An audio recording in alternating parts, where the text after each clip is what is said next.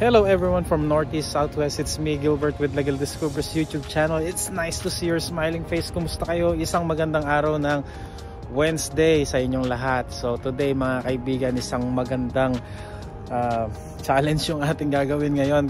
Actually 7 AM in the morning, and then I am here on the rooftop ng isang home care building. Ayan. So yan po. Yan, mga home care building po yan. Shoutout sa mga Pilipinang nagtatrabaho rito as a PSW, personal support worker. And tingnan nyo naman po yung ulap dito, napakaganda. Clear sky, and then yung mountain po natin, kulay red siya. Yan, sisinagan na siya ng araw. And then yung trabaho ko nga ngayon mga kaibigan, supposed to be nasa bat insulation ako, kaso nag-absent na naman yung isang lead guy nila rito dahil napagod sila sa trabaho ng magdamag o maghapong trabaho nila dito. Okay, papakita ko sa inyo anong ginagawa ko dito sa itaas ng rooftop ng building na ito. Okay, so dito sa harapan ko binuksan namin yung chimney. Okay, eto na nga mga kaibigan, no? Binuksan namin yung chimney. Makita ninyo, ito yung mga hose. Ito po yung mga exhaust chimney yan, papunta dito sa kisame ng building na ito.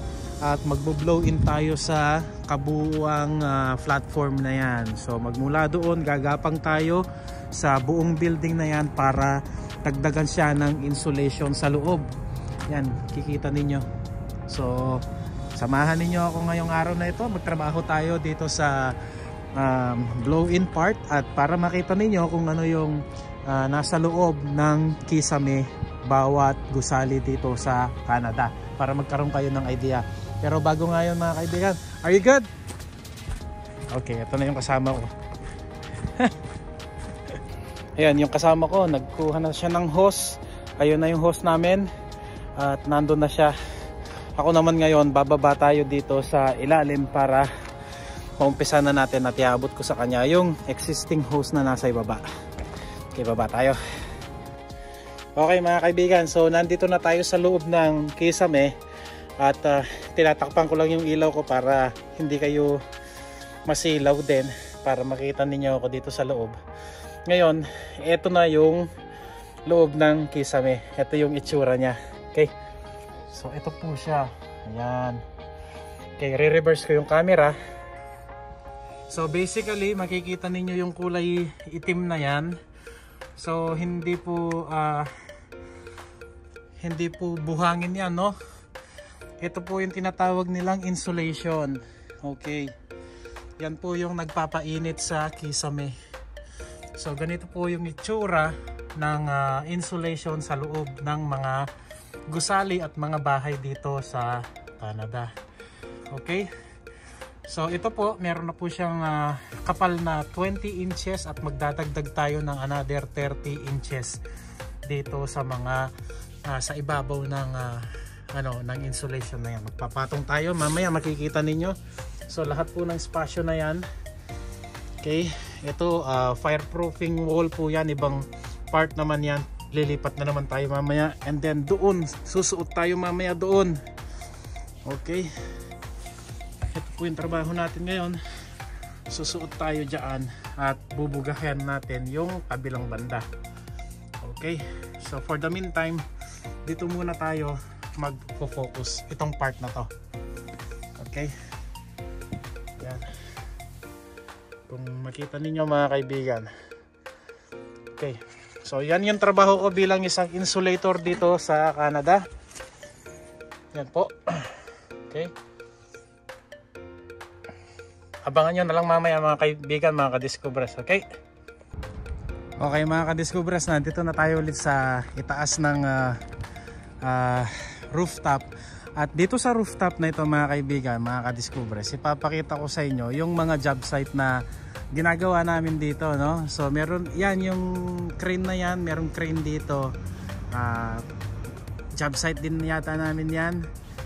Okay, itong crane na yan, and then dito sa area na ito doon banda, and then meron na naman doon sa kabila pa, doon meron pa kami mga job site dyan ginagawa. So ito yung kabuuang syudad. Okay mga kaibigan, naka-ready na tayo at hinihintay ko lang yung mga kasama ko dahil meron tayong kailangang i-block dito. Yan yung part dito, kailangan nating takpan kasi pasingawan to eh. So yan, kailangan nating takpan itong area na yan kasi ito na yung soffit sa labas. Yan, kailangan natin takpan yung part na yan. Haharangan lang natin yan. Okay, so mag-start tayo rito. Okay, ready na yung aking mga gamit. Ayun, and then mamaya doon tayo lulusot sa kabila. Okay. Okay, ayan mga kaibigan. So mag-start na tayo magbuga.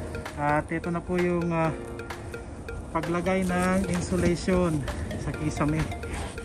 Ayan, dahan-dahan lang tayo kasi baka malaglag tayo sa kisame. Okay. Oh, tugpa ako. Ayan. So, ganyan yung paglagay ng insulation sa kisame. Okay.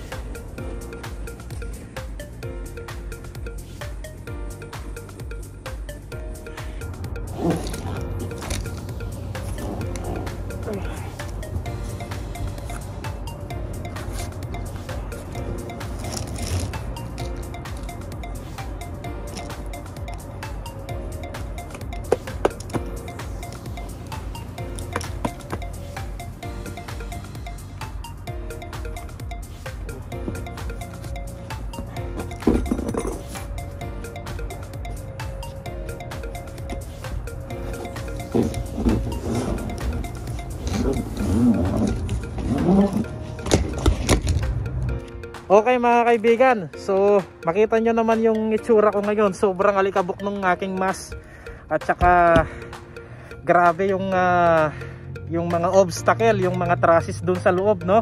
Kailangan mong sumuot sa mga trusses at saka tumapak ng maayos sa mga kahoy kasi kapag mali yung apak mo, lalagapak ka sa ilalim sa mismong loob ng building ang bagsak mo. Okay, so ipapakita ko ngayon, baba tayo dahil tinawag ko yung dalawa kong helper. Okay, so tinawag ko sila dahil itong hose na yan ililipat namin sa kabila. Titignan namin kung meron pa kaming i-blow in. Okay, so baba muna ako. Yan. Okay, so ipapakita ko sa inyo ngayon to. Okay. Yan, before and after. Ayan na yung itsura ng ano natin ngayon, reblow. Okay. Ayan na siya. Okay. Kita ninyo? Yan na yung itsura niya ngayon. Okay, tanggalin ko tong ilaw ko sa sa ulo. Alright. So, makita ninyo, ayan na siya. Ganyan na siya kaganda ngayon. Flat na flat. At sobrang kapal niyan mga kaibigan. R50 ang nilagay ko. Sobrang kapal. Okay. Akyat na tayo sa taas. Okay mga kaibigan, nandito tayo sa kabilang part naman ng kisame. So ito ngayon yung ginagawa natin. Okay, bubugahin natin to ngayon. Ayan po tayo. So nilagyan ko ng marka yung mga kahoy para alam natin kung gaano yung kapal. Para hindi tayo sumobra sa nipis at saka yung kapal ng binubuga natin. Okay, yan po. So mamaya na lang tayo magkwentuhan ulit at ipagpapatuloy ko lang yung aking trabaho mga kaibigan. Ayan o, daming mga obstacle. Okay, ilang beses na ako nauntog. Okay, di pa rin natuto. Okay mga kaibigan, so nakagawa na tayo ng 1, 2, 3 at saka pang-4. Ayan siya mga ka-discoverers. So dito ako nag-start kanina and then doon ako lumusot palabas. So yung entire ano na to, nalagyan ko na ng insulation. Okay, nandito na yung mga kasama ko. Okay, we're gonna take a 15. Yeah, you can check it from here. It's so nice. Yeah. Pagkatapos ng aming 30 minutes break, kinausap ko ng aking dalawang kasama kung ano ang kanilang gagampanang trabaho. Ang isa ay kasama kong aakyat pabalik sa rooftop ng gusali upang ibalik ang lid o takpan yung mga roof access na natapos ko ng bugahan. Samantala, ang isa naman ay naiwan sa aming work truck upang mag-operate ng hopper machine. Kapag naipwesto ko na ang hose sa loob ng attic, saka ko naman siya tatawagan upang simulan na ang aming trabaho. Pagkalipas ng isang oras, heto na ang resulta. Outstanding transformation. Napakaganda, flat na flat o level ang surface ng ating insulation job. Sa tuwing dadaan ako sa kahabaan ng Okanagan College Way at makikita ko ang gusali ng retirement home, isang karangalan na aking maibabahagi sa aking kwento na may isang Filipino na gumawa sa rooftop ceiling ng gusali na ito. Until next time from Northeast Southwest, my name is Gilbert with The Gil Descubres YouTube channel. Kung isa kang OFW na katulad ko, mabuhay ka at mabuhay tayong Filipino sa buong mundo.